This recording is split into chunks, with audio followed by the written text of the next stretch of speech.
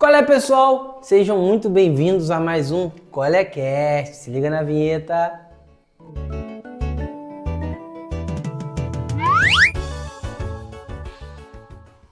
O Colecast você já tá ligado, né? É o seu programa semanal que está sempre trazendo pessoas da nossa região que faz e acontece. E hoje o bate-papo tá muito legal, vocês não podem perder. Mas antes, para esse programa chegar até você, a gente tem uma parceria com a Zoe. Zoe. A Zoe, o que você precisar de uniforme, camisa personalizada, dá uma procurada na Zoe. Você pode procurar, o contato está diretamente lá no Instagram e a equipe vai estar de braços abertos aí para poder te atender. Não sei se você está me assistindo no YouTube ou na TV Regional, porque também temos parceria com a TV Regional. Um abraço aí para a galera da TV Regional. Muito legal, obrigado pelo apoio de vocês aí, como sempre. E hoje o papo é sobre primeiros socorros. E você, se acontecer algo contigo ou com alguém, tá preparado? Hoje nós vamos conversar com ele, que é muito conhecido aqui em Cantagalo, o Mauro da Saúde. Tudo bom, Mauro? Beleza. Seja muito bem-vindo ao nosso Colecast. Eu falo seja bem-vindo, mas nós estamos na casa do Mauro. É um prazer receber você aqui, né, na nossa casa. E eu venho acompanhando o seu trabalho. É muito importante a gente estar divulgando, né, as pessoas que fazem alguma coisa interessante no município, na região serrana. Você vê, eu estou há 12 anos no SAMU da região serrana e sou coordenador administrativo do SAMU Cantagalo, além de ser instrutor de suporte básico de vida, primeiros socorros, atendimento pré-hospitalar, controle de hemorragia. Então a gente está na luta para poder levar o conhecimento para o maior número de pessoas. E hoje vai ter aí uma ideia do que é o curso, né? Porque nós estamos aqui, ó, temos bonequinho simbolizando Lactente, né? Que é de 0 a 1 ano. Lactente. Como é que eu ia saber esse nome? Eu travei. Temos, por faixa etárias, né? Temos adulto, temos criança e temos um nenenzinho de colo, digamos assim. Que simula um lactente de 3 meses. E o Mauro, ele é, como ele disse, ele é instrutor. E ele está com um projeto muito bacana, que é Primeiros Socorros para Todos, não é isso, Mauro? Sim. E fala um pouquinho desse projeto, Mauro. Então, aí, da onde surgiu essa ideia de ter esse projeto? Tem até aqui, você falou da Zoe, né? É a Zoe, aí, ó. Ele que fez a camisa, o material é muito bom, excelente. Qualidade é na Zoe, cara. Exatamente. E o Duda também, da TV Regional, parceiro, cara, excelente também, excelente pessoa. Então, o projeto nasceu porque a gente tem uma deficiência. Às vezes alguma pessoa quer fazer o treinamento e às vezes não tem recurso. Então, qual foi a ideia? A gente vai montar primeiros socorros para todos e o empresário, a pessoa comum que queira participar conosco, a gente vai levar esse conhecimento aonde a pessoa estiver precisando, igreja, academia, escola, né? A gente tem até algumas leis federais aí, municipais, depois a gente vai poder falar um pouquinho. Então é isso que o nosso objetivo é esse. Por quê? Porque a gente sabe que se tiver alguém preparado no local de uma parada cardiorrespiratória, por exemplo, de um engasgo, que depois, se der, a gente pode fazer um simulado aqui prático. Se não tiver ninguém próximo ali, a pessoa tem pouco tempo de vida. Então o objetivo é a gente preparar o maior número de pessoas para que dê uma sobrevida numa situação dessa, uma hemorragia, uma parada cardiorrespiratória, um engasgo e outras coisas que pode acontecer. Quando surgiu essa vontade de trabalhar nessa área, cara? Que eu acho que assim, a pessoa tem que ser bem fria, né? Porque a gente pode saber até a teoria, mas na hora da prática ali, como eu te falei em off, eu sou guardião e às vezes eu já fiz alguns resgates em piscina, mas graças a Deus eu ainda não peguei ninguém desacordado. A gente faz sempre aquele trabalho preventivo, né? Mas já resgatei também, mas ainda acordado. É uma adrenalina, cara. Quando você descobriu que você tinha assim, um talento para essa área? Então, eu comecei na área do atendimento pré-hospitalar em 2008, quando eu fiz um treinamento pela Inseg, uma empresa lá de Itaguaí, que na época, e hoje ainda, né, eles têm uma parceria com a Rota 116, a ambulância ali dessa empresa. Fiz o treinamento, gostei, e logo em seguida, em abril de 2008, eu fui chamado para trabalhar com eles. Então, entrei e comecei. Em 2004, eu fiz o concurso público aqui na Prefeitura de Cantagalo, Comecei trabalhando, viajando para Friburgo, levando os pacientes, e surgiu uma vaga no Hospital de Cantagalo. Aí eu fui me acostumando. Você vê, eu nem podia ver sangue na época, né? Porque eu desmaiava, me sentia mal. É mesmo? Pô. E aí, o primeiro acidente que deu aqui na prefeitura que eu fui socorrer, que na época não tinha SAMU, né? Em 2004. Então era só eu na ambulância, deu um acidente no BNH. Aí fui lá junto com o bombeiro, aquele montão de sangue e tal. É que ele também, ele é motorista também do SAMU, não é isso? Sim. Ele tá falando que vai com a ambulância porque ele também, além de prestar o primeiro socorro, ele também é motorista. Exatamente. E aí a gente é condutor de ambulância, né? Concursado pela prefeitura. Fazemos também a faculdade de enfermagem, que se Deus quiser ano que vem a gente termina. Legal. E fora a instrutoria, né? Mas você tá falando do BNH, eu acabei... Então, aí no BNH foi o primeiro acidente com sangue. Então, você vai pegando 1, 2, 3 e outros, né? Aí você vai acaba acostumando. Você vê, quando você vai dar ré na ambulância que você não está acostumado, que não tem um retrovisor interno. Então você vai ali nos retrovisores laterais e você vai acostumando. E aí não parou mais, cara. Eu vi que era o que eu gostava, entendeu? Eu peguei um instrutor bom na época lá da INSEG, né? Que é o Carlos Souza, é um bombeiro que trabalha aqui em Teresópolis, um excelente profissional. Carlos Souza? Carlos Souza. Um abraço aí do Colecast, hein? Isso aí, o cara é excelente, participa aí de disputas, né, campeonato brasileiro e outros aí que vêm pessoas do mundo inteiro para estar competindo em cima do atendimento pré-hospitalar. Existe isso. Sim. Também? Olha aí. É um jeito de incentivar, é bacana, né? No último agora eles estiveram ali representando Teresópolis, o SAMU de Teresópolis, que ele trabalha também, foi em Mato Grosso. Então eles vão, aí tem o pessoal lá que arma a cena e fala assim, vai lá e faz o que você tem que fazer. Eles vão anotando para saber se está fazendo certo, errado, aí tem a pontuação e no final sai lá o campeão, né? Sim. Ele trouxe alguns objetos aqui, né, que ele trabalha no dia a dia. Tem como você explicar um pouquinho quais objetos são esses, para que serve? Então, aqui nós temos uma máscara de bolso, que ele é de neonatal, né, lactente, que é para você fazer uma ventilação boca a boca, por exemplo, numa faixa etária de 0 a 1 ano de idade. Você tapa aqui e sopra para essa... Isso, aí você põe aqui para vedar a boca e o nariz, né? E aí você vem aqui, ó, e faz aqui ela tá um pouquinho, ela tá tapada, não sei se vai, deixa eu ver se vai. Aí você pega e faz isso, ó.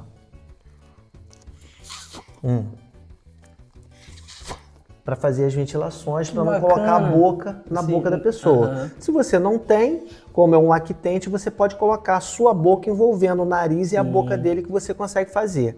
Essa é para lactente e essa aqui é para adulto, né? Que aí você pega da mesma forma para você não colocar a boca na boca da pessoa. Sim. É um dispositivo de barreira, na verdade, né? E essa ventilação que você fala? Isso. A ventilação, ela é sempre, como ela funciona? É sempre soprando. Isso. Pode dar um spoiler já do curso, alguma coisa? Tipo, geralmente são quantas vezes, dependendo da situação? Então, quando você é treinado para isso, porque os protocolos dizem que se você não é treinado, você vai fazer apenas compressões até a chegada do socorro. Sim. Se você é treinado, né, aí você vai efetuar 30 compressões para 2 ventilações e não pode ultrapassar o tempo de 10 segundos entre a parada de fazer a compressão para a ventilação. Não é? E quando vai fazer a compressão, a criança já dessa idade já é diferente do adulto, não é aquele negócio. Como é que você faz na criança? Então, aí agora, recentemente, teve uma mudança, né, da Sociedade Americana de Cardiologia, do Comitê Europeu também. Então, antes, nós fazíamos com 2 dedos, aqui no centro do tórax, né? Deixa eu só tirar aqui para mostrar melhor. Então, antes, era com os 2 dedos. Fazia 30 e se você tem treinamento, faz a ventilação. Mas aí teve a mudança. Você pode fazer com o calcanhar da mão. Então você vai pegar aqui e vai fazer. Porque eles viram, os estudiosos viram que dessa forma você consegue atingir a profundidade ideal. Olha. E você pode fazer também com os 2 polegares.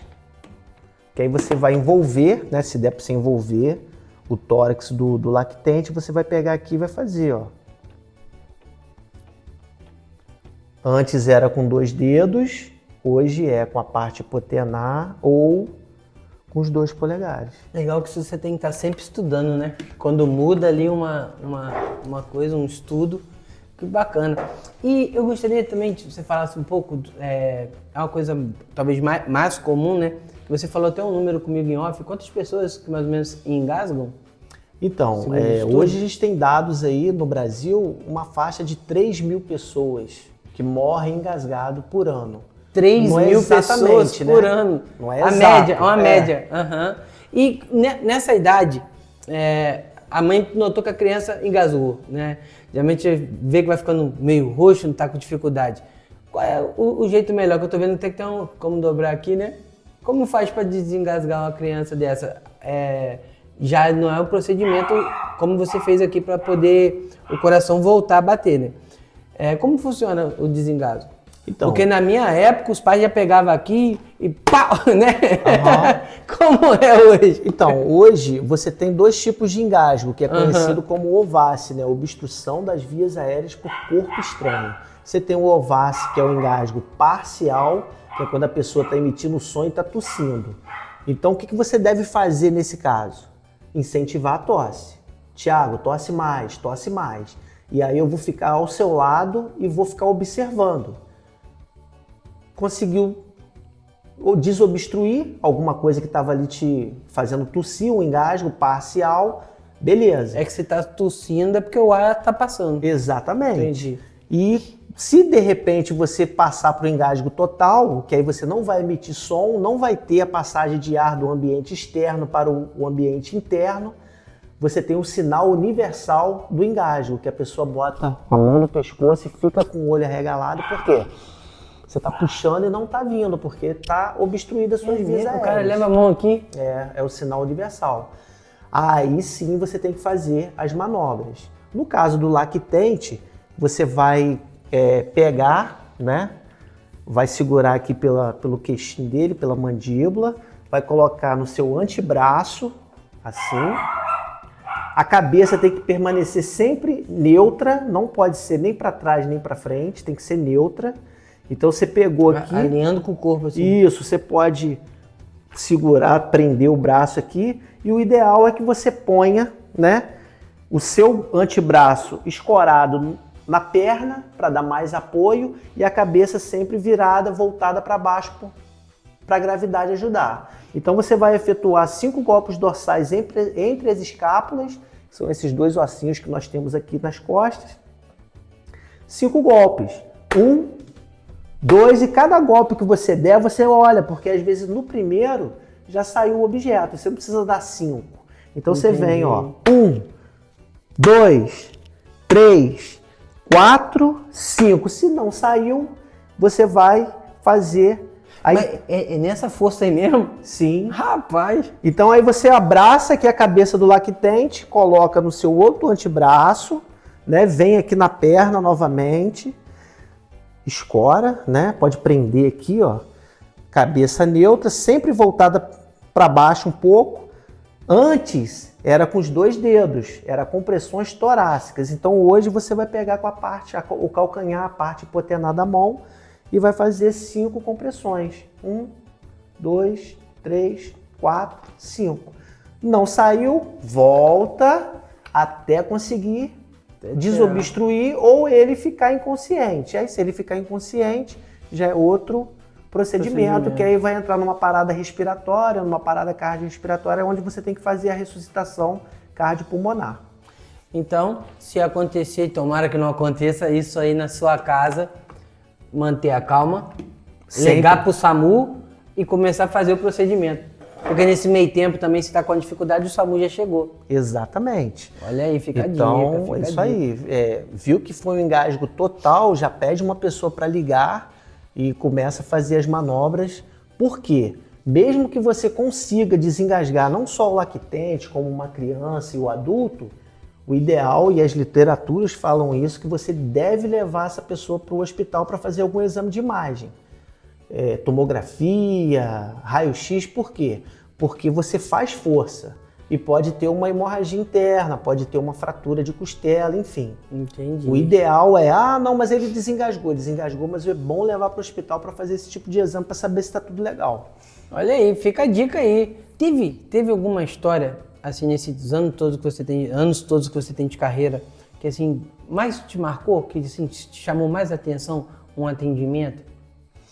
Vários, né? Mas o que mais me chamou a atenção porque a gente treina as pessoas, a gente ensina os procedimentos e quando você vai para uma ocorrência que você faz o seu melhor e você não consegue retornar a pessoa. Foi aqui na escola, né, municipal, Beliene, no bairro Santo Antônio, onde eu estava de plantão no SAMU e nós fomos acionados para atender uma menina, que a gente não tinha, né, a idade e tal, porque foi uma emergência. Sim. E nós chegamos lá, ela estava em parada cardiorrespiratória, ela tinha 13 anos e a gente não sabendo a idade, a gente olhando para o corpo da pessoa, a gente tem um treinamento de atender como se fosse adulto, criança, né? Então ela já estava na puberdade, e quando ela está na puberdade, a gente atende como adulto. Ainda tem isso ainda? Sim. Caramba. Então a gente fez ali as compressões, o aparelho, né, o desfibrilador externo automático indicou o choque. Que depois ele vai mostrar pra gente o que aparelho é esse. Sim. E o médico regulador estava no Viva Voz também, que a gente tem um médico na nossa central. Fizemos o que tinha que fazer, adrenalina, enfim, tudo que foi feito, regulado pelo médico, né, para fazer as manobras. E ficamos 56 minutos tentando e a gente não conseguiu o êxito de retornar essa menina para a vida. Então, essa foi uma que ficou muito marcada, porque aí depois você pensa, poxa, eu treino pra caramba as pessoas para tentar e eu não consegui. Você ficou 56 minutos? 56. Até a hora que o médico falou, infelizmente não tem mais jeito, então vocês podem parar. Aí nós paramos e o corpo ficou lá para ser levado para perícia, né, para fazer os protocolos, os processos que deve fazer. E a gente está na luta, inclusive no projeto, porque a gente tem as leis federais e municipais e estaduais que protegem a criança dentro da escola. Você vê, a gente tem a lei 13.722 de 2018, que é a lei Lucas, né? O Lucas, ele tinha 10 anos na época, em 2017, ele foi fazer um passeio escolar numa fazenda no interior de São Paulo e na hora do lanche foi servido cachorro quente. E o Lucas engasgou com um pedaço de salsicha, não recebeu os atendimentos de primeiro socorro de forma rápida e adequada. Ele tinha 10 aninhos? 10 anos. Que seria as compressões abdominais, golpes dorsais e morreu em decorrência de asfixia por engasgo. Então a senhora Alessandra Zamora, que é a mãe do Lucas, foi atrás junto com familiares, amigos e comoveu o Brasil com a tragédia e conseguiu tornar lei. Em 2018, 5 de outubro de 2018, foi publicado no Diário Oficial a Lei Lucas, que é obrigatório todas as escolas municipais, estaduais, pública, privada e estabelecimento de recreação infantil, esses que a gente tem no shopping, né, que vê as crianças brincam, todos esses Todos esses estabelecimentos são obrigados a capacitar os seus funcionários em conhecimentos básicos, né, de primeiros socorros. Rapaz, e quando, por exemplo, no caso do Lucas lá, uma criança engasga com a salsicha e faz procedimento, a gente vê em filme, não sei se o filme é algo exagerado, mas que sai mesmo assim com a... Sim. Ela pula longe, né? Porque as manobras, na verdade, você está fazendo o que o organismo faz. Quando a pessoa está tossindo, ele está jogando aquilo que está no engasgo parcial para fora. Sim. Então, quando ele está no engasgo total, os golpes e as manobras de compressão abdominal e torácica, dependendo da situação, ela está estimulando uma tosse artificial, né? Como a gente vai fazer, por exemplo, uma compressão cardíaca para uma ressuscitação, você está fazendo o papel do coração. Você comprime, o sangue vai para os órgãos nobres. Quando você relaxa a mão, porque você tem que esperar o retorno total do tórax, esse sangue está enchendo o coração de novo para você comprimir e jogar, né? Enviar lá para os órgãos. E em 2019, o governador do estado do Rio de Janeiro lançou a Lei 8.612, que é Lições de Primeiros Socorros, que obriga, pegou a lacuna da lei federal, que falava de professores e funcionários, e a lei estadual do Rio de Janeiro fala de professores, funcionários e alunos do ensino infantil ou ensino médio. Eles têm que ter o treinamento de primeiros socorros. E agora teve uma mudança também, deu uma renovada em 2026, eu não lembro o número todo, é 11.200 e eu não lembro o final. Que aí ele traz também a lei, junto com essa lei estadual, os pais e responsáveis também para a escola para aprender. E em Cantagalo, nós temos a lei número 35 de 2022, que é a lei que pega as gestantes que estão fazendo pré-natal. Ou seja, todas as gestantes do município de Cantagalo que estejam fazendo pré-natal, os PSFs têm que ensinar as técnicas de desengasgo. Isso é lei no município? Do município, a lei 35, não sabia, não. É a lei 35 de 2022, que ensina as gestantes a fazer as manobras do bebê que nasce, né? Que eles estão ali, às vezes são mães de primeira viagem. Sim.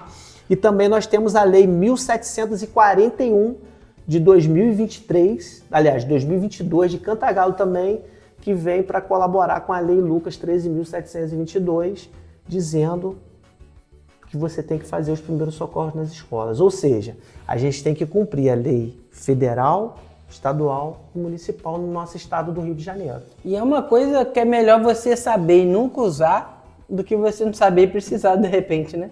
Exatamente. Aí você está sozinho em casa, por exemplo, você engasga, você tem como fazer a manobra de autodesengasgo. Você mesmo? Sim. Mas fala aí, eu vou ter que te perguntar como. Então, aí o ideal é, se você está sozinho, você chame alguém na rua, né, ou vizinho, para te ajudar, porque você está engasgado total. Mas se não tem ninguém, você está num local que está lá num sítio, por exemplo, que não tem vizinho nenhum, então você vai ter que fazer, porque senão você vai morrer. E o engasgo é uma emergência. Se você não fizer nada dentro de 5, 6 minutos, você perde a sua vida. Então o que você vai fazer? Vai procurar um local, uma mesa, uma cadeira, ou até uma bancada mesmo, uma sinuca, né, que a gente tem ali, e você vai apoiar, né, vai se apoiar aqui e vai jogar o peso do tronco como se você estivesse fazendo a manobra numa pessoa. Vai jogar o peso do tronco numa superfície, né, numa cadeira, qualquer superfície que dê para você fazer a manobra, e aí você vai tentar se salvar. Mas é bom lembrar, porque você só pode fazer a manobra se você estiver sozinho, se você estiver com engasgo total. Porque às vezes a pessoa bebe alguma coisa ou come e está lá tossindo, eu vou fazer. Quando você está tossindo, é engasgo parcial. Se você faz a manobra, você pode passar para o engasgo total, porque quando você faz, o objeto vai deslocar e vai obstruir as vias aéreas completamente. Legal. E o aparelhinho aí que você ia mostrar pra gente? Ah, sim. Aí a gente tem o desfibrilador externo automático, né? Aqui a gente tem um modelo de treinamento da Seamos Drake, que é uma empresa que está aí com a parceria com a gente no projeto Primeiros Socorros para Todos. Então você liga e ele fala o que você deve fazer. No SAMU a gente tem, né, as unidades básicas de saúde tem um parecido com esse, e ele é o terceiro socorrista. Você está ali fazendo a compressão numa parada cardiorrespiratória. Quando você liga, você vai seguir o que ele fala. Quando você sabe que é o momento de usar isso? É quando você fez o procedimento todo e não deu jeito? Ou ele é o último caso no caso? Ou como funciona? Não, na verdade, se você tem, por exemplo, vamos supor aqui agora, a gente presencia uma parada cardiorrespiratória. Se eu tenho um aparelho, a primeira coisa que eu faço é ele. Ah, sim. Por quê? Esse movimento tudo é porque você não tem ele, no caso, não? Ou não? Não, esse é de treino, né? Esse aqui é de treino, mas não, eu digo de verdade. Eu tô falando do SAMU. Chegou lá o SAMU.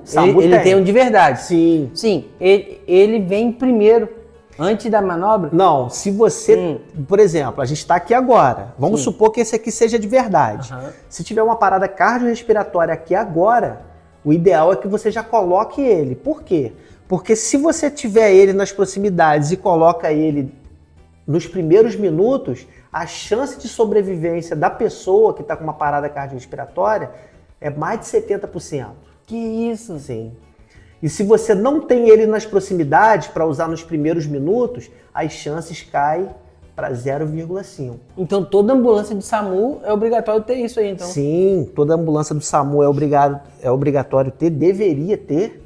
E aqui em Cantagalo, nós conseguimos há 5 anos atrás, né, nós fizemos uma compra, eu fiz a compra através do SAMU, para um desfibrilador desse para cada PSF, ou seja, todos os PSFs da cidade, que são 8, existe um aparelhinho desse aqui. Ou seja, nós somos uma cidade cardioprotegida. Que legal.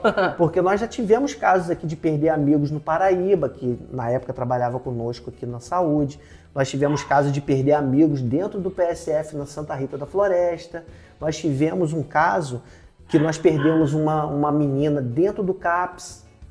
Então a gente precisa... Você pode fazer as manobras de compressão, mas o que vai mesmo ajudar é o desfibrilador. 80%, pessoal, das paradas cardiorrespiratórias fora do hospital, o ritmo é chocável. Fibrilação ventricular e taquicardia ventricular. Então, se você tem, vai dar uma sobrevida maior. E você já viu aí série, filmes, médico, é igual aquilo mesmo, né? Colocou ali, tira a mão e dá o choque mesmo. Então, a gente tem os 4 passos que salvam vidas. É uma coisa simples. Passo 1, verificar a segurança do local e a responsividade da pessoa que está ali caída no chão. Antes de você chegar próximo dessa pessoa, você tem que ver se o local está seguro. Tem risco de choque, tem risco de fogo, tem algum animal de estimação, porque quando você chega perto o animal pode querer te morder. Tem algum trânsito ou outro perigo? Rapaz, se tiver... tem que estar muito ligado, hein? Então, sim, se tiver algum perigo, você não vai se aproximar. E nós temos que lembrar, uma vítima não pode se transformar em 2, porque se não está seguro, eu posso ser a próxima vítima. Sim. Então, primeiro passo, avaliação da cena, está segura e responsividade. Você vai chegar próximo da pessoa, do adulto, né, da criança, que é igual, e o do lactente, por exemplo, que está aqui em cima da bancada, é diferente. A maneira de abordar. Sim. Então você vai chegar próximo de um adulto, por exemplo, que está caído ali no chão. Você vai estimular os ombros dele, batendo nos ombros e chamando em voz alta. Senhor, Senhor, o senhor está me ouvindo? O senhor está bem? Se ele não responde, o segundo passo é pedir ajuda adequadamente. Ou seja, eu estou com você aqui, eu vou ser direto. Tiago, você ligue para o serviço de emergência, SAMU, e traga a UDEA.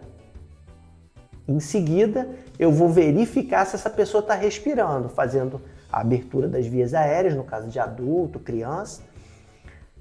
E se ela não está respirando, eu vou iniciar a ressuscitação cardiopulmonar de alta qualidade. Como eu tenho treinamento e tenho os dispositivos de segurança, eu vou efetuar 30 compressões para 2 ventilações. Mas quando é leigo, que não tem treinamento, por exemplo, de fazer a ventilação e não tem treinamento de checar pulso, até profissionais da área da saúde às vezes têm dificuldade. Então, para você não perder tempo, as literaturas diz que não responde e não respira, começa a fazer as compressões.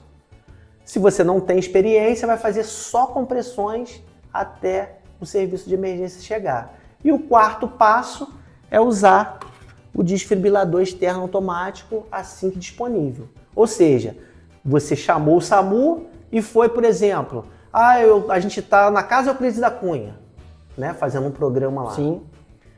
A gente sabe que no PSF de Djalma tem o desfibrilador. Tipo, é o mais próximo. Sim. Então, você chamou o SAMU e foi buscar o desfibrilador e você trouxe. Quando você chegou com o desfibrilador, a gente já põe ele na vítima, que é o que vai dar mais sobrevida. Rapaz, que bacana. E como você trabalha no SAMU, nem sempre é engasgo, nem sempre é parada. Às vezes é uma fratura exposta, é um acidente de carro e moto. E, cara, eu acho isso bacana demais. Eu acho que o cara tem que ter um preparo de ser muito frio. E você me mostrou um negócio em questão de hemorragia aí, você pode mostrar? Então, aí aqui a gente tem uma parceria também com a Alus BR, né? A PH Tático. Aqui nós temos o It Clamp, que é um dispositivo que, se tiver uma ferida aberta, sangrando muito, você vai abrir ele, vai colocar aqui no local da ferida e vai apertar. Então, tipo uma piranha de cabelo, né? Isso, só que ele tem umas agulhas aqui bem afiadas, né? Então quando você faz isso, aí você junta as bordas da ferida e controla o sangramento. Depois que você colocou ele, se você quiser passar uma atadura ou uma bandagem por cima para fazer o serviço ficar melhor ainda, você pode. Então eles têm esse dispositivo que é algo novo, né, no Brasil.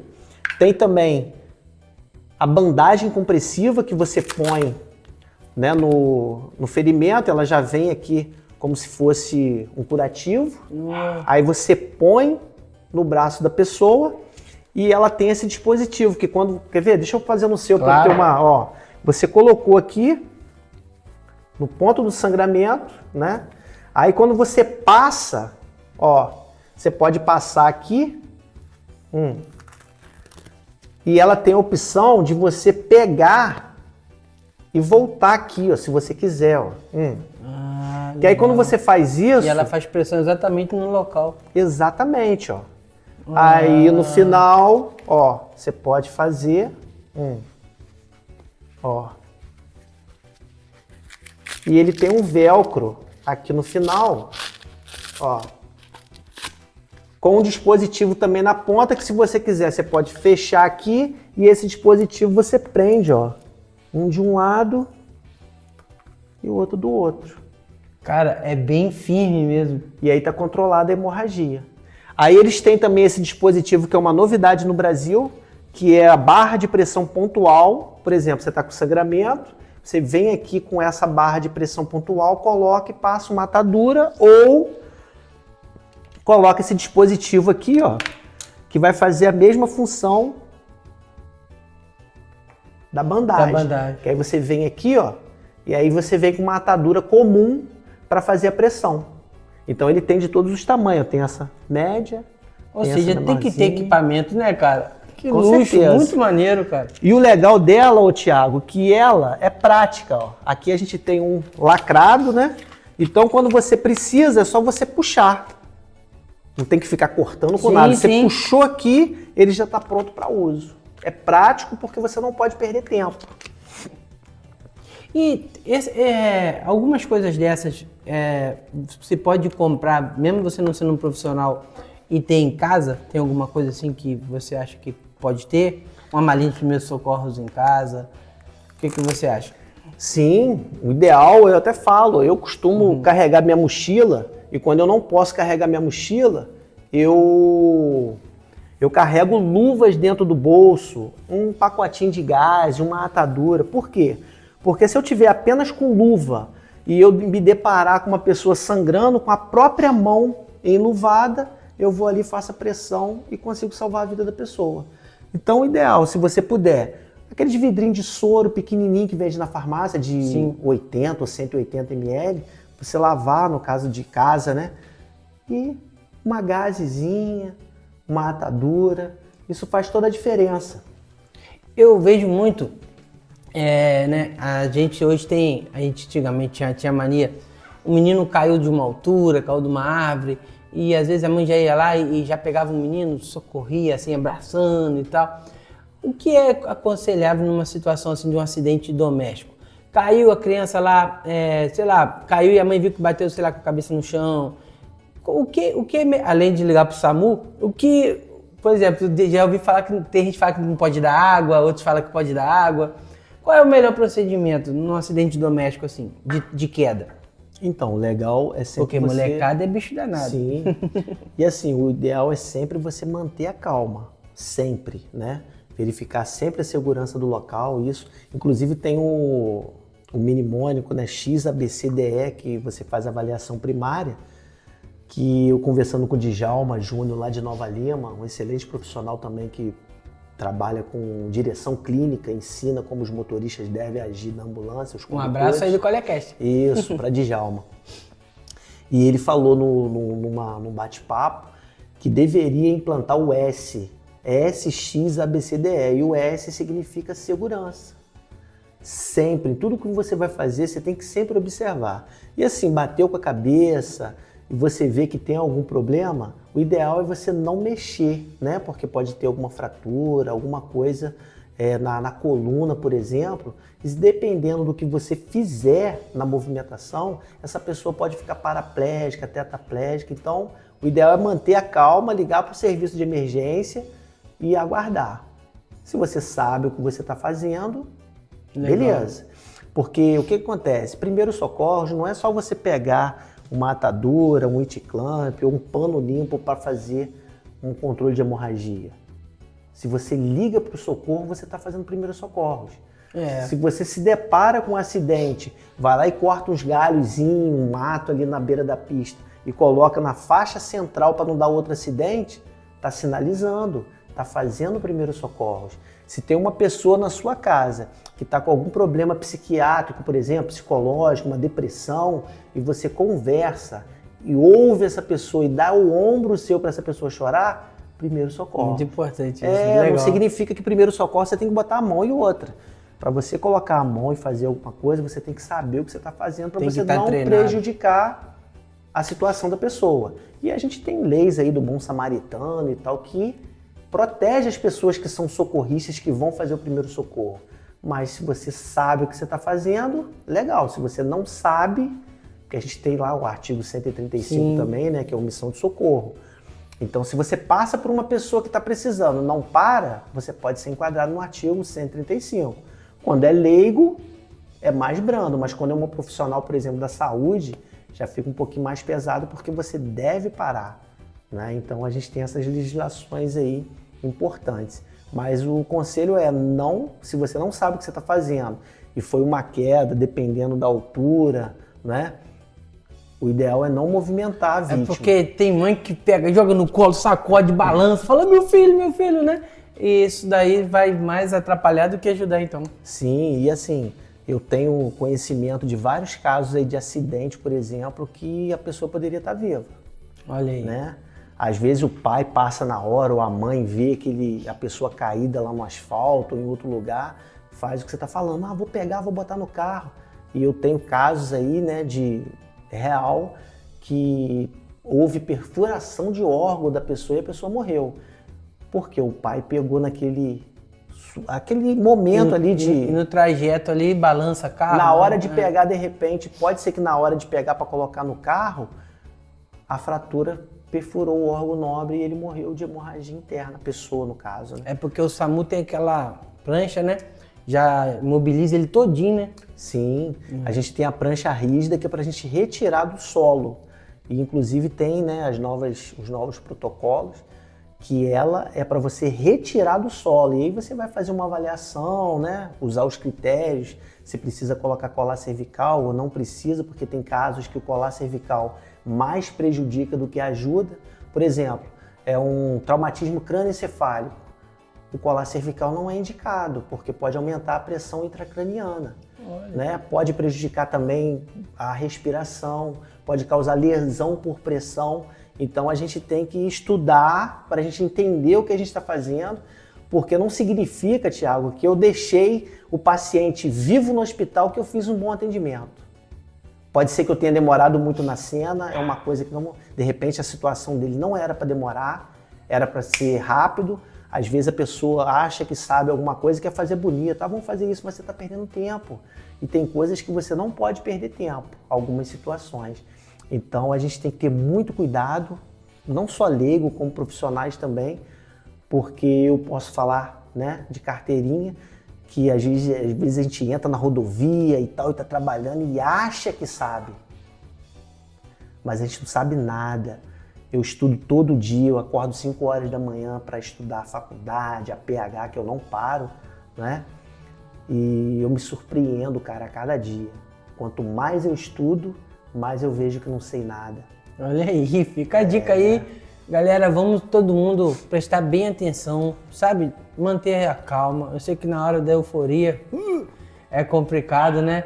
E eu também sou pai e criança dá cada susto na gente, cara. Sim. Mas é melhor manter a calma. Teve um dia que minha filha, eu tava em casa à tarde e minha filha tinha sumido no quintal.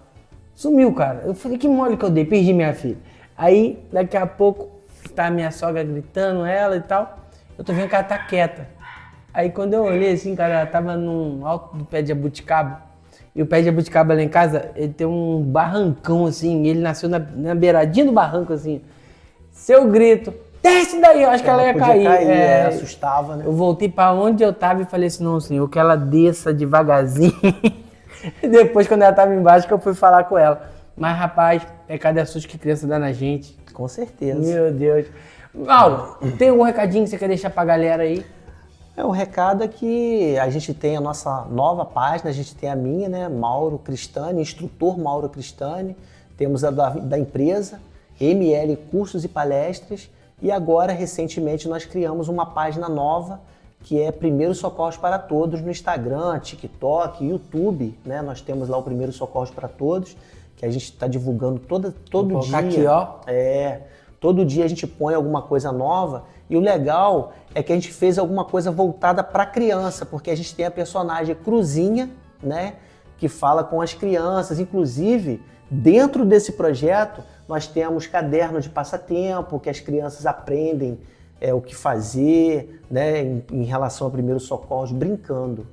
Que legal. E se Deus quiser, em breve vamos ter aí revistinha de tirinha, livros, enfim. Livros a gente tem até algum publicado, né? Só que a gente não divulgou ainda. A gente tem registro na Biblioteca Nacional, a marca também é registrada no INPE, né? Para ficar um negócio legal.